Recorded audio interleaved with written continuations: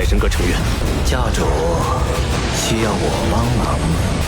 国师炼化将士灵魂，背刺2大魂导师团，您必须对他有所处理。绝世唐门167集预告：徐三石成为斗灵帝国摄政王，霍雨浩退出海神阁，钟离巫追杀帝天归来，为何差点身亡？预告开始便是斗灵帝国大臣恳请徐三石主持大局。原本徐三石的皇室血脉只是尘封的过往，他从没想过涉足朝堂，可国破家亡的关头，血脉责任让他没法置身事外。而徐三石的上位离不开霍雨浩的强大实力，霍雨浩当众展现实力，以超级斗罗的精神力镇住了满朝文武。他以摄政王身份稳住民心，看似是临时救火，实则直接打乱了橘子后续逐个击破的战略部署。预告这里，霍雨浩回到海神阁，向海神阁肃老躬身请辞。很多人第一反应是他因为斗灵覆灭的事闹情绪，实则他请辞有2层核心原因：一层是愧疚，尽管提前预警，却还是晚了一步，没能阻止斗灵悲剧，他内心难以释怀；更深一层是战略层面的抉择。接下来他要动用亡灵半位面这类非常规手段，很容易被日月帝国扣上邪魂师的帽子，主动脱离海神阁，就是主动和学院切割，不让史莱克万年名声因他蒙尘。只是海神阁重塑老是不可能答应的，毕竟如今的霍雨浩可是穆老培养的未来海神阁继承人，这场请辞反而会让众人更信任霍雨浩。